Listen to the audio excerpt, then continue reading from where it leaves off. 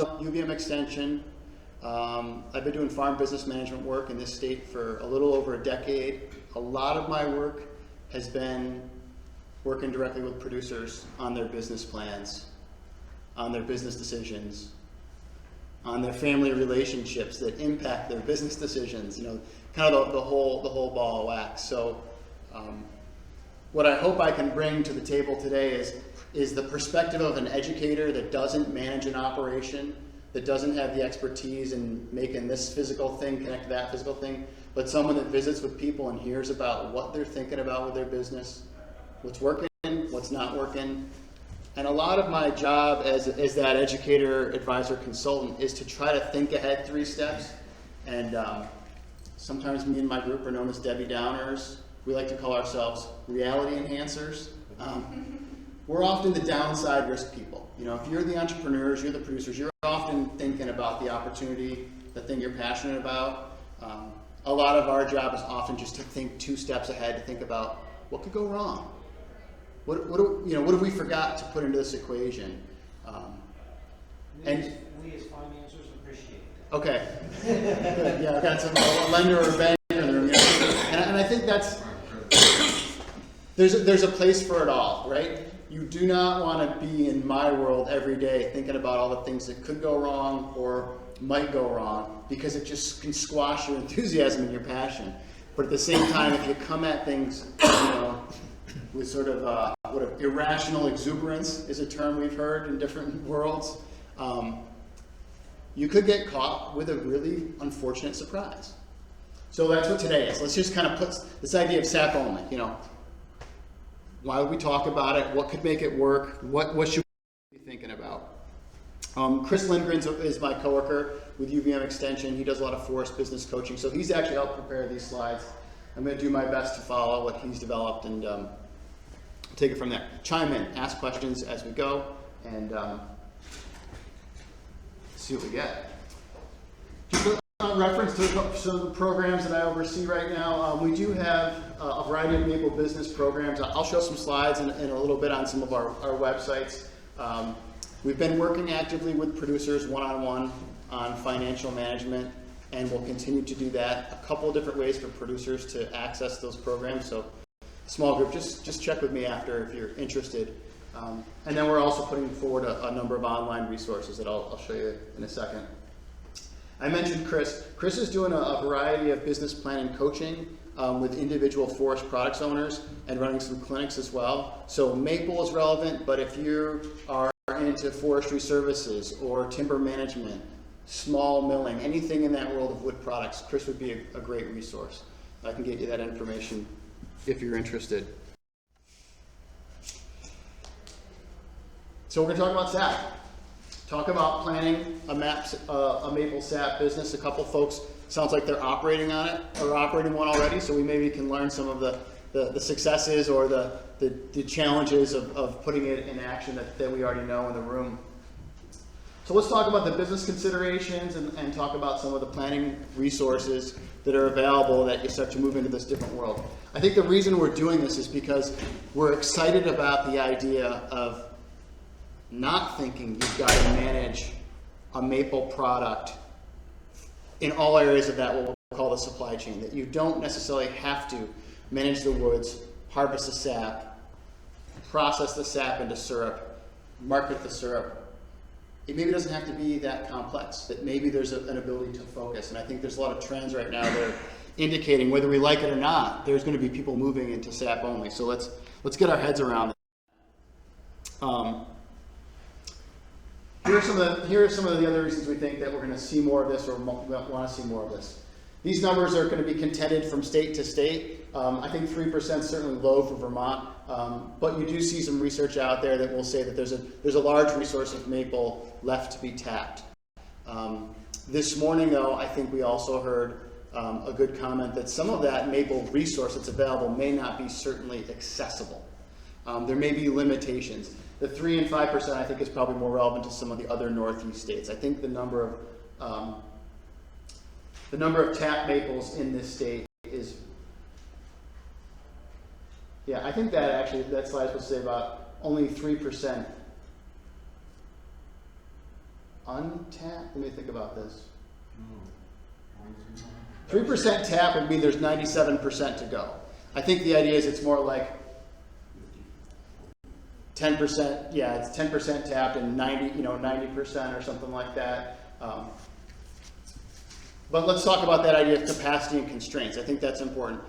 This morning it was mentioned, I think, it could have been mentioned in the concept of people thinking about making syrup. So let's step back a little bit and think about the land resource and accessibility. If you're just going to isolate the sap harvesting part of it, let's put that sap only lens onto that. Lower investment. I think a lot of people are thinking about that. Boy, there's a lot of money in that sugar house. There's a lot of stainless steel in that sugar house. Is there a way for us to take part in a growing industry without making all that investment? And I've got some numbers here that we'll talk about to consider that. Selling concentrate. That's a consideration. Maybe we're not just selling sap, not just raw sap. Maybe there's a value added step, they'd say in the business world. A preliminary processing step to concentrate possible.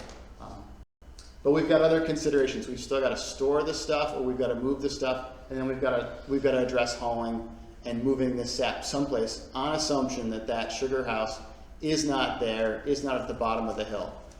There's already people that are moving sap from satellite bushes to making, to a processing facility. But now we're thinking about the concept of exclusively having that be your business model. So we've got to factor in this idea of moving the inventory around. So the Sap Shack, that's an old picture. Some people might know the road that's on in Vermont. I've driven by it a bunch. I actually don't know, but I don't know who operated it, but I've driven by there. We're in a different world today than when this building was put up, and probably when that sign was put up. We did a survey of Northeast maple producers this past year and did collect a lot of information on what people are doing. And we found that 67% of the producers are using reverse osmosis. That's a game changer for processing syrup. A game changer for a sap-only business in a couple of different ways. We'll come back to the idea of processing sap as a sap-only business. But what we know is happening is there's a large amount of people heavily invested in processing sap into syrup with an RO. And what does that do to their capacity to make syrup? Does it increase or reduce their capacity to make syrup? It's increasing their capacity to make syrup. Is it increasing or decreasing the investment that they've made in their enterprise that they're trying to cash flow or get a return on investment? It's increasing their investment. So there's a number of people out there that are capable of processing a heck of a lot more sap.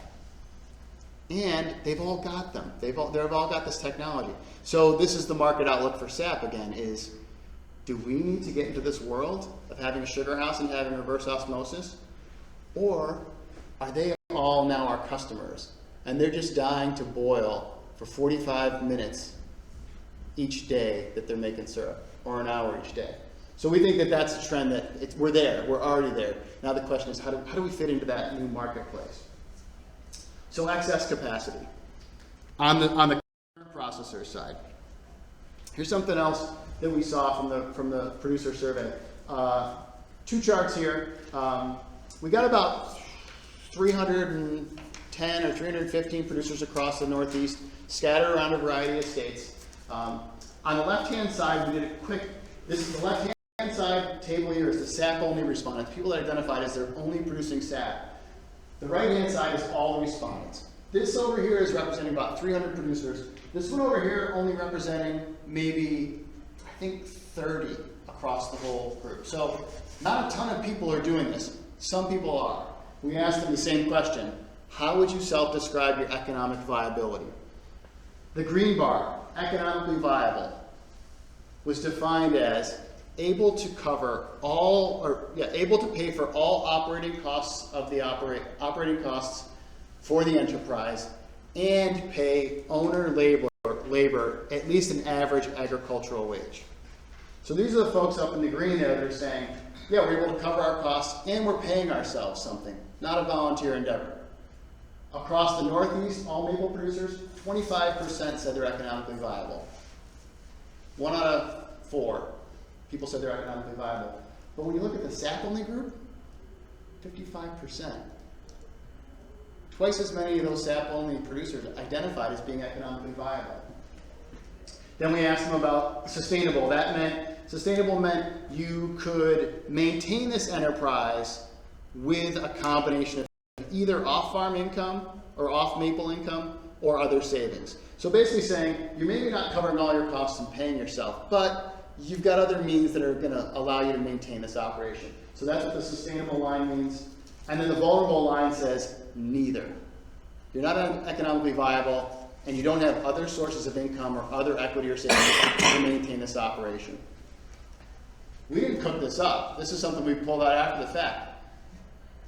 The small number of people that are SAP only right now, they're maybe twice as, saying twice as many of them are viable. Could be an opportunity. I know that when you showed this in New York, I asked if you had separated them out, and now you do have them separated Yeah, out. I think we added this since the New York presentation. But now, another thing, what about how long they've been in the business? Because, like SAP only, it only takes three years to become viable, depending on your size, but the respondents for if you're making syrup, you're probably looking more like 10 years. So I wonder if that's, because a lot of these economically viable or sustainable, they might be younger people who, we just started 2 years ago, so there's no way we're going to be viable yet. So you might see those numbers increase as. Great point. Everyone hear that? The definition of economically viable is going to depend on the time frame. And so two things, right? Great comment, right?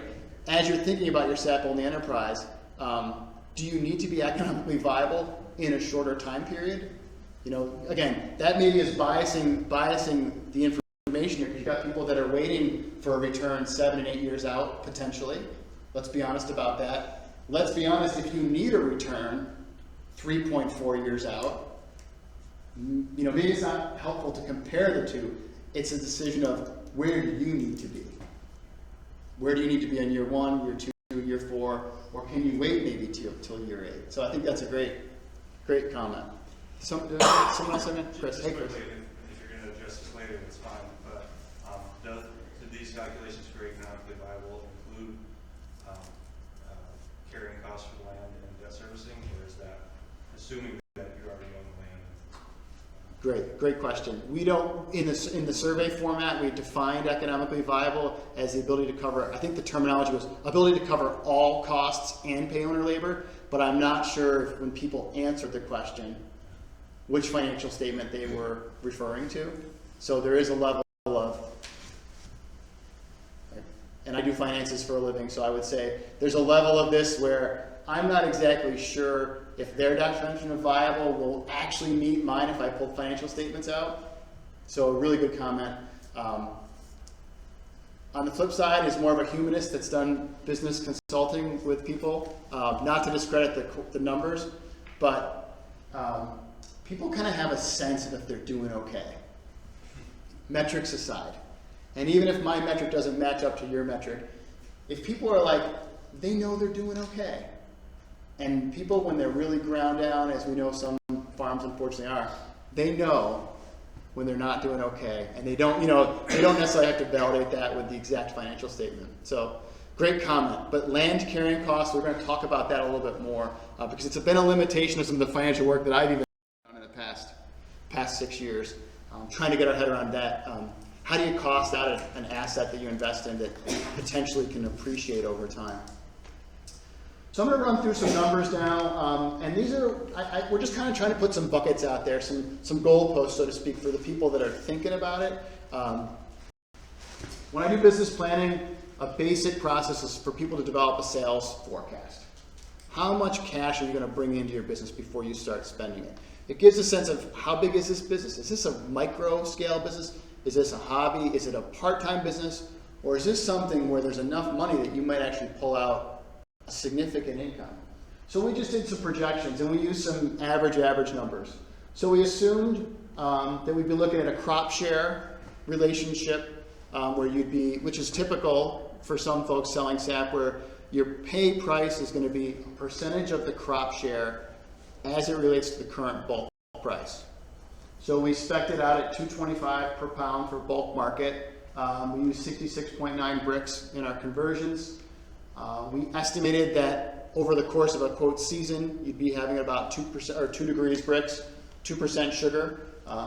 Remember, you're selling sugar now. You know, you're going to have to move around all this sap, all this water mixed with sugar, but what you're selling to the syrup processor is the sugar quantity. And then we used an average of 3.8 pounds syrup equivalent per tap, or 0.35 gallons per tap. I can't tell you how many gallons of sap it is. I'd go back and forth with the math, and it spins my head around. But these are, I think, common terms in the syrup community, the equivalents. So how much are you going to make? Gross sales. If you're looking at a 1,000 tap sap only operation, maybe your gross sales before expenses is about $5,200. 5,000 taps, maybe you're looking at $26,000.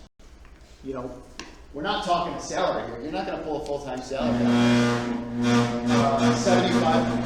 7,500 taps, 39, 40,000. Again, let's just put that in your considerations of where you're hoping to go with this. You're definitely not going to pull a full-time salary out of $40,000 in 2020. The question is going to be how much of that money can you keep for your time, and how much investment it's going to take to get there. I don't know, right now, any thoughts? People have any thoughts on these scales? You know, are you approaching it from this scale, or are you thinking, no, I want to go 10, I want to go 20, I want to go 30,000 taps? Well, don't forget though, 50% is for the sap, 10% is for the truck. Trucking. Trying to figure that out, right? How that ratio is going to work. Where'd you get the 10% from? Well, I don't know, back in the old days, everybody used to pay 50%. And now people will pay 60% if it's delivered. If it's delivered. That seems to be the standard around in this area, 60%, but you've got to get it. So this is the interesting part. I've got a card up here, SAP pricing, right? We just put this together, and I've got some links later to show you. You can get this. Cornell's got a SAP pricing guide online. Ohio State maple producers have one online. We just put it on a card here. 60% on one side, 50% on the other side. Does anybody know who came up with a 50% crop share for the value of maple sap? I mean, it's right here on the card. I think that's just how it was, you know, years ago, 20, 30 years ago. Okay, 20, 30 years ago. What did sugaring look like 20, 30 years ago? Just like it looks today? Do we think that the cost formula of making syrup and sap and the cost of human beings and labor and workers' compensation is the same now that it was 30 years ago? Well, no, I'm not saying that. I'm just saying that, you know, if you're paying 60% and you have to take time to go get it, that's a big difference from paying 60% and being total. I'm not trying to criticize it. The trucking is a real cost, but I want to peel it back one step farther and say, you all should really do some homework, because a lot of folks don't even know where the 50% came from. You know, is that a throwback from when people were raising hay and they thought one bale goes on this wagon and the other bale goes in the barn? We don't really know. Well, I think these are things we got to revisit before you go into a SAP only business. I would encourage you not just to pick up this card. Try to figure out what you really think your costs may be, because the world's changing pretty quickly with technology and investments, and hauling concentrate is very different than hauling raw sap. I've heard a lot of people pay 65 for constant, you know, for Right. delivery. Yeah. So I would imagine. So great comment. Yeah. The without doubt. 50% would probably come from your costs as a sugar maker, especially 20 years ago, right? No, very few hood covers, no steam away, no RO. Yeah. So you can only pay half of what it's worth because you now have to process it. I know J.R. Sloan pays 62% to go and get sap. Right. So he's paying them 62% to And go, and he's going to get it. going to Now get it. he's a big guy. He's got his own fleet of trucks, but he says that's pretty average, and that's as much as I pay, and it probably is too much. But it's what we do because we have so many lease that's the pushes. model. So if you're bringing it back, then what I figured in my calculations is somewhere around 70% of what I got that it's worth is what I'm going to get from the sugar maker to myself. It's interesting. 70%. well, yeah, I also have an in with the sugar maker because he's my father, but. So I get there we go. charged We got mentioned Jared Sloan, we got mentioned having a family, we got mentioned trucks. I think the point is this is a pretty dynamic thing, and I think it's well worth whatever you're thinking about. Do some thinking about this, and then also figure out how much control you have over this. The reason I picked 60, I'll tell you quite bluntly, is I'm going to show you some numbers in a second of some costs we tried to figure out from some numbers we had. And I did some of this, and I just started with gross sales, and I knocked off some expenses that I could try to calculate. And I put in the 50% value at average, and it was in the red.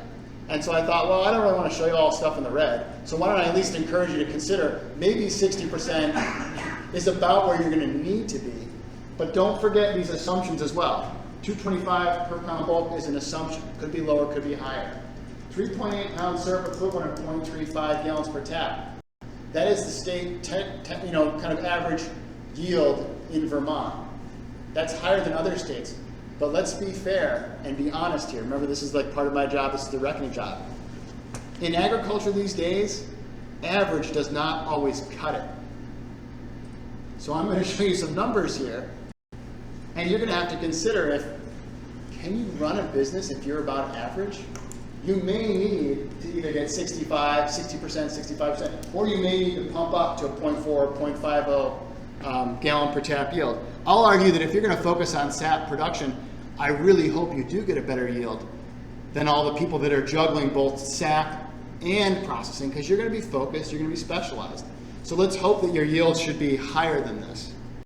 I'm getting some nods over there, and I think it's from the financial community, so that's what they're hoping for too. So now we got to take some cost out of that. How do we get it?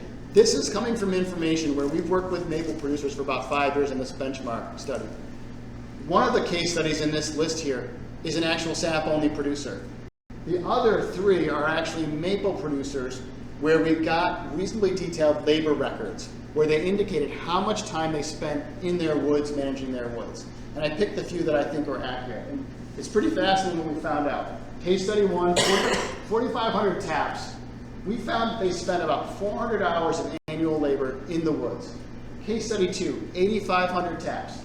They reported about 750 hours of annual labor in the woods. We took out business management, we took out sugar house and processing, and we took out marketing for the folks that we knew spent a lot of time marketing processed syrup.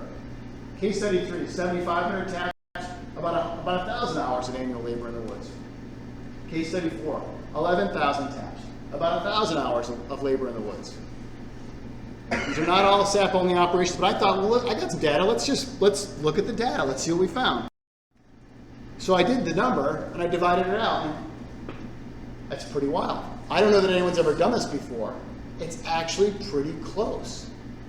I got 0.08 hours per tap for woods management, case study 1. 0.80 hours for case study 2. 3 looks like I spent a little more time, 0.13 hours per tap. Case study 4, 0.08 hours. It was wild. We picked 4 of these, we did it, and we were like, maybe that's a number that could help you with your planning. When you're thinking about 1,000 taps, 5,000 taps, 10,000 taps, plug in that 0.08 hours just to get a sense of, is this a thing I can do in the evening? Is this a thing I got to actually take vacation time from my other job to do? Or is this a job? Is this someplace I'm going to have to report 2 to 3 days a week for a period of time to pull this off? So I'm hopeful that 0.09 average, something around there, 0.09, 0.10 if you want to be conservative, is potentially a way to forecast how much time is going to be spent working in the woods. But my good friend over here mentioned trucking and hauling. I can't tell you if these numbers are going to be very reflective of that trucking and hauling factor. You're an easy guy to be friends with. Yeah. So, disclaimer, there's a number. It isn't exact, it's not 100% of the story, but we don't know what's missing from that. But it's woodwork. Every time, that's what you're saying, it's woodwork. This is what we factored, woodwork, and there's somebody in here that was sap only, and I can't actually tell you if their hauling cost was built into it or not.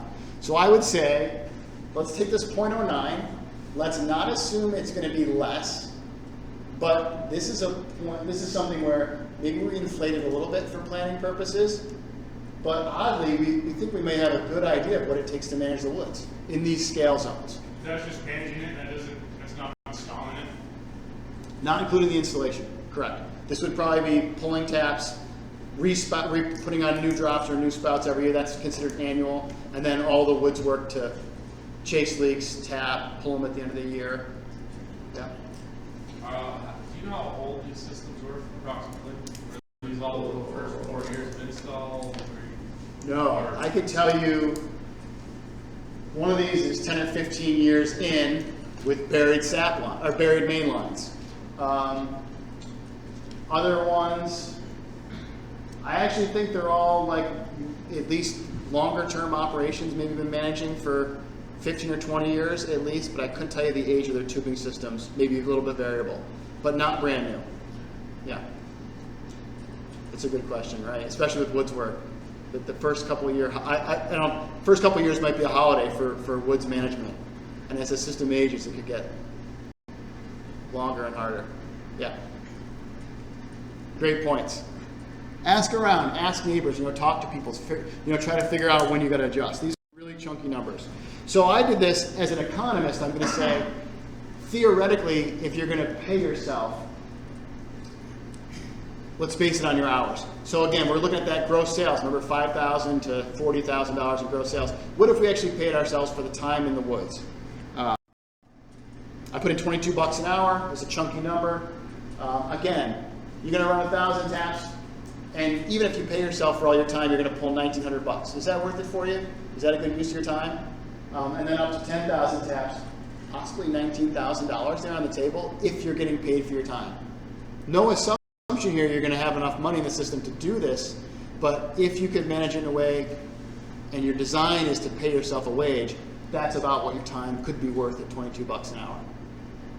Again, you're not going to float the family on that, but that's a heck of a lot different than doing it for $1,900, right? You're trying to figure out where this lands for you in your personal economy. So we got to whack off some more stuff, right? So we're looking at investment. Same case studies, they didn't all fit for us. We've been tracking their investment, not just the investment in their tubing system. And I think this is a little risky. I've talked to some tap installers. I was at a conference in New York, and they said, wow, your numbers look really high, Mark. And I was like, all they were figuring out was the tap install. $8 or $10 for materials and supplies, $5 for a human being to put it in. There's the bill for the install. And I said, well, what about the truck? What about the computer? There's things that it takes to run a business that go past just installing the tubing system. So these numbers are going to show the businesses that I mentioned before, all of the investments that we felt were relevant to a SAP-only enterprise. So this would include the tubing system investment. This would include some chainsaws for managing the woods, some snowmobiles, some track vehicles. It includes possibly a truck for hauling. It includes those things that are built into the business that you probably can't operate. This doesn't include syrup barrels because now we've kind of whacked those off. So now we're trying to figure out, is this a cheaper investment? 4,500 tap operation. We still figure there's $125,000 stuff, $125,000 in investment, not including the forest land. So this is the curveball on all of this. This is sort of getting at operational costs without really getting our head fully around the real estate investment. So this may be most relevant to people that already have real estate or already have access. It's going to be a different formula with an add-on cost if you're looking to acquire the land to start from scratch. So these are the stuff. This is this kind of stuff that we figured is in there. And reverse osmosis is actually not in this. I'm not sure why that's there. It was specifically pulled out of this equation. So what's the investment? $26, $27 a tap, $36 a tap, $27 a tap, around $30 a tap, fully loaded for the businesses. If we just looked at their woods investment, we basically took away the sugar house. Took away the sugar house, took away the RO, took away the rig, took away the canning unit, took away the barrels. $30 per tap. Let's compare that to what we've learned over the past 5 years working with maple producers with their fully loaded investment. So there's the $30 a tap that we are kind of intuiting is maybe a SAP only, and then compare this to the other operators we work with that do everything from production of SAP through to production of syrup. we had an average, and we've been running an average of about $55 per tap, cash-based or cost-based investment for these ongoing businesses. 55 compared to 30. Potentially almost maybe 40%, or not 40, not quite half, so maybe 60% of the investment still might be a lot of money. You know, think about for yourself, if you're thinking 1,000 taps multiplied by 30, you know, how are you going to get to that number for you? But definitely significantly less than the soup to nuts sap and syrup enterprise. So there's an expense. You've got all this equipment, and you've still got to figure out how to cost that out annually. Back to the numbers. These are just things you've got to start poking away at, and there's going to be operating costs. I've even just started to map that out at the basics of saying, let's take the gross sales of what this enterprise could be, try to figure out what your operating costs will be. I would say that labor is one of the major operating costs you're going to have. Human beings are generally the most expensive part of any business equation. But there will be other things like fuel and spouts and repairs that you're going to need to factor in. We presented the investment. That's one way that you can start to depreciate. You know, the depreciation on investment is one way to start to calculate in, is this thing actually going to work? That's not going to tell you if it's going to cash flow, but it's going to tell you if you can start to make up for this investment over the long term. A lot to figure financially. That's just a quick snippet. Okay, so let's talk just a little bit more about the planning considerations and the management of an enterprise. Selecting a sugar bush, right? I think I just came from a forestry presentation talking about site quality. These projections are based on yield, which are a function of sweetness and market price and average yields. You've got to consider what you're working with from a natural resource asset. So Cornell's got an assessing a commercial potential for a sugar bush site. We dug this one up, and I've got copies if you want to grab one on the way out.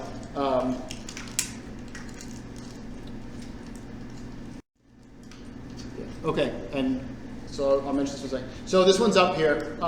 You know, just some of the factors: tapping density, soil types, health and quality of trees, access, infrastructure or access to utilities, not just physical access, electricity, steepness of grade. So this is a nice resource. I'm going to have this up on the table. This is the difference between business managers or farmers sort of figuring out what to do with what they've got versus saying, I'm running a business and I'm going to go find the asset that's going to match my needs or my intention, you know, for productivity. Chris Lindgren, my coworker, he took this resource, and what he did here, and I'm not going to pass these out. I don't expect you to see this, but reference to this sheet, he added some different factors here that he thinks relevant for a SAP-only business. I think distance to buyer is on here for him. Markets, competition factor, like how far you are from the eventual delivery point, but also how many other people are doing it. And I've talked to people in certain regions where we've got this 60, 62% crop share. You go to other parts of this state where you don't have large syrup processors with extra capacity, and for them, they're going to pay less. They're not, you know, it's just not part of their formula. That's very different than a business that we've referenced whose formula is to bring in more sap. So don't forget the sugar bush and then those other assets or resources like the community or the economy around you. A couple of resources up here on the table for that. Different ways to access the SAP-only enterprise, different business models. You've got to access the woods. And I think we've hit on a couple of these different mindsets. Do you own the trees? That's a factor. Can you rent the trees? Are you going to rent them? Not own them, but rent them. And then this concept of collateral and access to capital is maybe a curveball there. And then this partnership relationship. I mention this because I do know there are people that have started to realize, well, maybe somebody owns land and has capital, and someone knows how to manage trees but doesn't have capital. Can they work together? Is there a possibility of doing that? Does the person that owns the trees have to be the one that installs the taps? No. There could be someone that owns the trees and finds someone that buys all the equipment or finds a way to do the investment and installs the taps. And then this person over here that installed the taps that doesn't own the woods, do they have to manage the woods? They don't have to. The owner might decide they're going to take a managerial role. That's one way to do it. On the flip side, the owner might say, I don't have anything to do with this, but I'm not going to send you, I'm not going to do it, I could do a lease with you. That's one option, and you could do the whole thing yourself. Or I'm not going to do a lease with you, but we're going to figure out an investment sharing relationship where you're actually going to come and manage the whole thing, but I'll maybe put some money down. So just want to, motivate you to think different ways that you could slice this. And I'm pretty sure a lot of these are happening in different ways. Sales, you got to figure out how you're going to transact your sales. I mentioned the selling on bulk price based on that revenue share percentage. I think that something that's much more common for smaller producers is trading for finished syrup. Does anyone know anyone doing that? Delivering sap, getting finished syrup as a trade. What do you do with that finished syrup? Is it just to eat? No, it's a resell it. So we looked at that model of 1,000 taps. If you were just on the 60% share, what was the revenue like? Was it a couple thousand? I can't remember if it was $2,000 or $3,000 gross sales. If you received whatever trade you were going to do back in syrup, now you're flipping to a different business where you're going to say, and I want to market finished syrup. So you're going to produce the sap. Somebody else is going to deal with it in the middle, but then you're going to get it back as finished syrup and become a syrup marketer. You're on two ends of the business kind of chain, but you have skipped the middle step. In some cases, you end up with a combination of the two. You don't want all of this finished syrup back. You want a small percentage. A small percentage, yeah. You want 10 gallons, you want 30 gallons out of 100 or out of 1,000. You want 50 gallons to take care of your own individuals Yeah. that you deal with. Okay. So you got that. So you third option. can got a little mix going on. kind of work and mix. What I think is kind of cool about this model here, trading for finished syrup and retailing it to some point, is to say, at the end of the day, maybe I know I need to be in the retail world or I need retail margin to run a business. But at the startup phase, I can't take on the full investment of the whole supply chain. And I'm going to refer to the vineyard model. I work with some vineyard consultants that have set up vineyards and wineries around the country. And I actually presented this project of doing a cost and return study for vineyard establishment. And the one consultant I worked with said, "What are you doing?" He goes, "You don't plant vines when you want to start a winery." He's like, "You build your winery and you develop a retail base and you buy in juice from other people.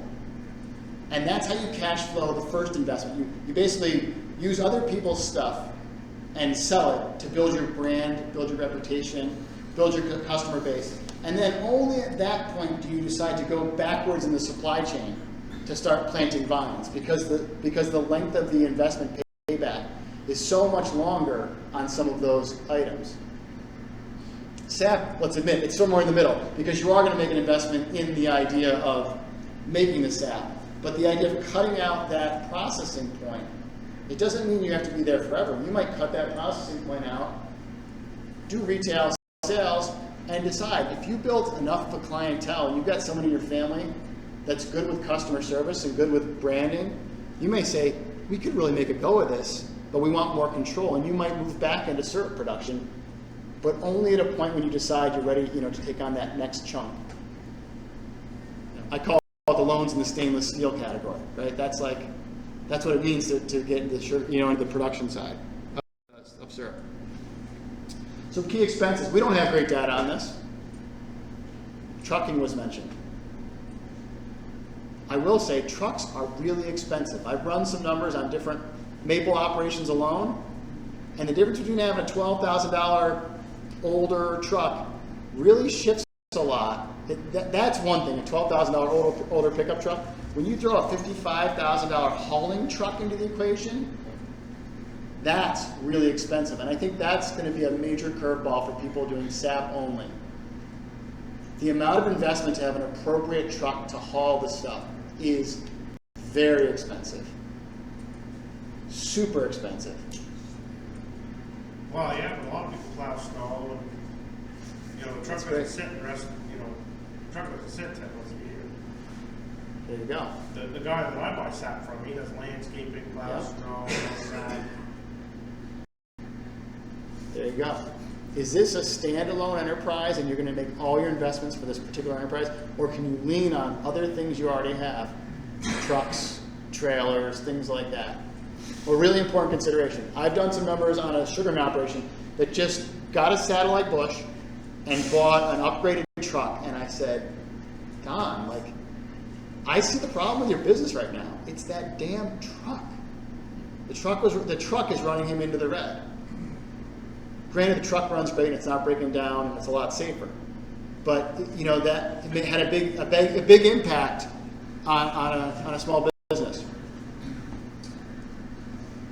Okay, some of the other expenses, the lease rates. We know that the lease rates are different around the state. Downstairs, we've got a fact sheet from the rental rates we've collected around the Northeast. I think the average is still either 50 to 99 cents a tap or 99 cents to $1.25 a tap. But you will hear places where it's $2 a tap, which I think the landowner is doing pretty darn good at $2 a tap. And then there's places where you hear 25 cents a tap, and I'm thinking that doesn't really make sense. You know, I think the market should be higher than that. We talked about time. We've mentioned tubing systems a bit. The other piece of the project that I've been working on over the past few years is trying to get people prepared to have formal business and legal relationships. So I do want to share that we've got this. It's a guide, Sugar Bush Lease 2020. We just put this out. It's not perfect, doesn't cover every situation, but we've developed this in a way, you can come get a copy, where we've gone through the different factors of a typical legal agreement, and we've actually annotated this in ways where you can see a couple of different options. Important options, like I think severability may be one of the clauses here, right?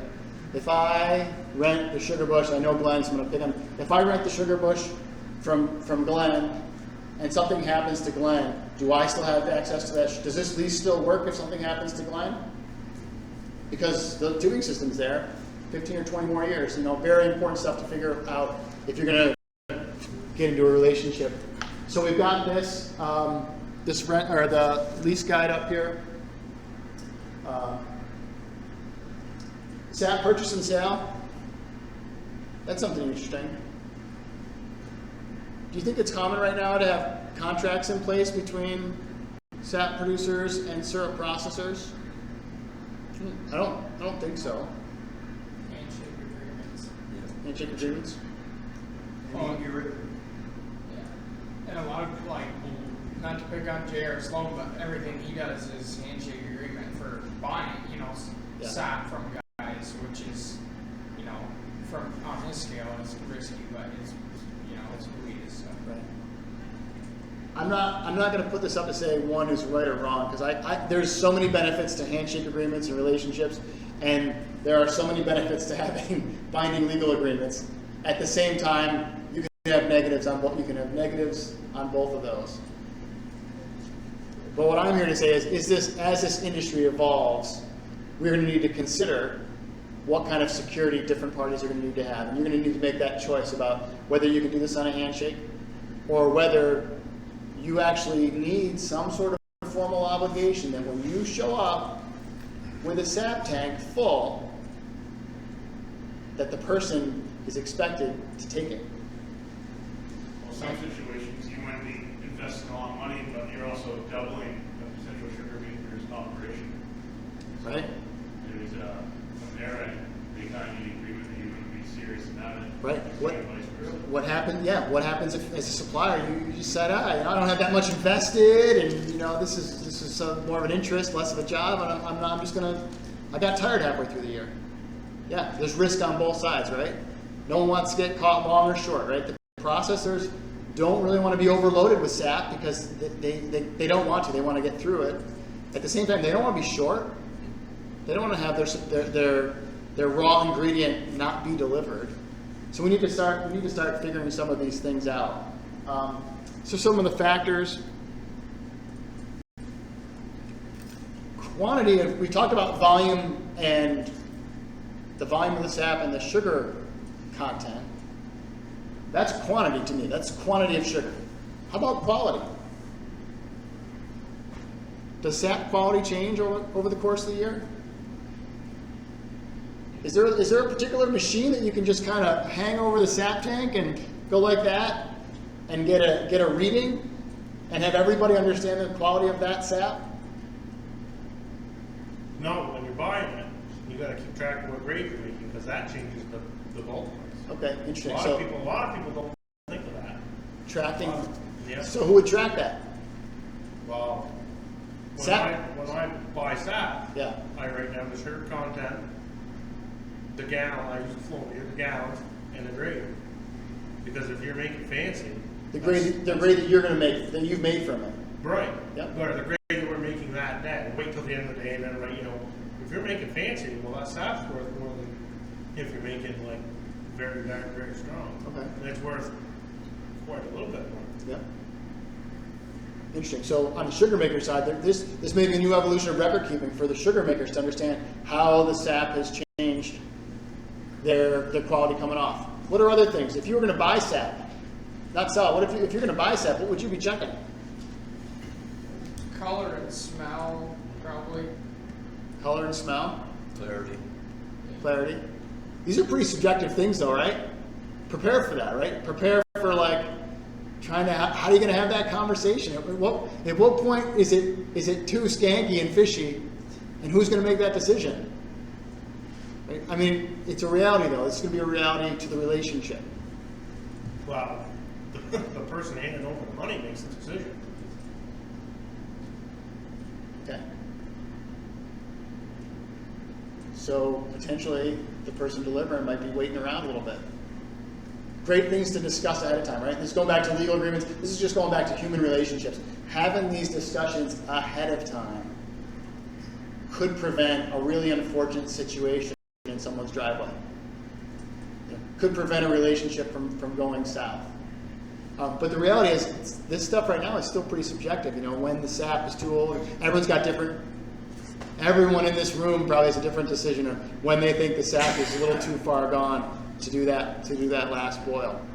So you got to figure that out. So quality matters. Weights and measures, timing of delivery. Any sap producers right now that have delivered? Do you think people care when you show up? We do. Are you buying sap? Yeah, we buy in like 4,000 tabs. We want it at a certain time, but it just happens like, I think part of it is due diligence, like especially if you're just, harvesting sap, you don't want to let it sit if you're bringing it. Yep. So you want timely delivery. So what we've done is they bought bulk tanks, insulated bulk tanks. So they can, anytime they want, bring sap in, and we have a guy who brings it in at 2 o'clock in the morning all the time because it's cold and he doesn't sleep. So he just brings it in. And he can offload himself, and it's like trust. But timing and delivery is when you've already processed your own. Yeah. Now you're ready to process what everybody else is. That's when you want those trucks backing up to your tanks. That's a good unloaded. Yeah, good thing to talk about. And I heard two things: timing and delivery in the course of the day, right? Like when is it suitable for the producer to haul, or when's it suitable for the processor to receive? Just like if I was selling potatoes to the local grocery store, I'd talk to the manager and figure out when's the dock open. When's receiving time? When's there someone there to check me in if it needs to be checked in? It's also when it's suitable to pick up, because what happens when that road goes to shit. Yeah. Who's responsible for that? There we go. Road access, town managers, like all that. Yep. Good point. Yep. And then I heard the insulated bulk tank, a new kind of not a new technology, a new technology from Maple, extending the window of time that you may be able to hold the product before you have to or can get it delivered. Yeah. And now's the time to buy bulk tanks. Dairy's in the crapper, so buy them while they're. Because now, like all these big guys, if they've got a good new tank, they're going and looking for insulated bulk tanks because it's not that hard to get a compressor going for them, and a lot of them are storing their sap or concentrate indoors. So all these good tanks are going to be gone in 4 or 5 years. So get them now while you can, or else they're going to be gone. Insulated bulk tanks. Timing of payment. Essential in a business relationship to understand when the payment's going to happen. Is it happening at delivery? Probably not. Is it happening on When a... I sell the syrup, and I get my cut. Okay. So it's not necessarily happening on a net 30, which is the way a lot of businesses operate. I want to get paid on a 30-day net 30 from when I deliver. July. It could be a lot farther out, right? Definitely something to consider and talk to with your business relationship about when you expect it, when they can do it. We have a little formatting issue there. And we're getting right on time here. So let me just mention that we got this website up, maplemanager.org, and I've got a lot of resources here on the table. But we're going to be putting out a handful more legal resources over the course of the next year. We do have the lease templates out, and we're going to be modifying those. We're going to be working on a sugar house lease and or license, depending on how our lawyers want to craft it. And then we're going to be looking at some of those binding contracts and probably some of just those question sheets of how to go about these relationships with a landowner or SAP to processor kind of relationship. If not a legal agreement, how to have the right conversations so nobody's too surprised when things pop up. I think we're pretty much right on noon. So thank you for your time. I'd say peel away if you got to peel away for lunch. If anyone wants to hang around and ask a couple questions, I can certainly hang. Yeah.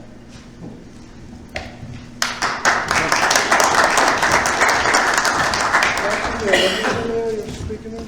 Yeah, which lease? Yep. There you go.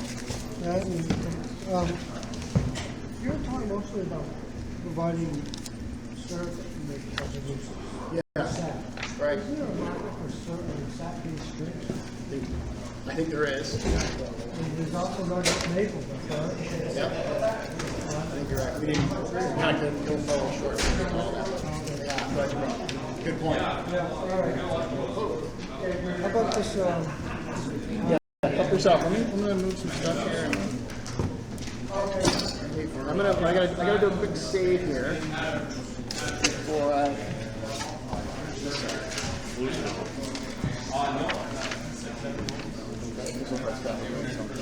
Okay, save the file.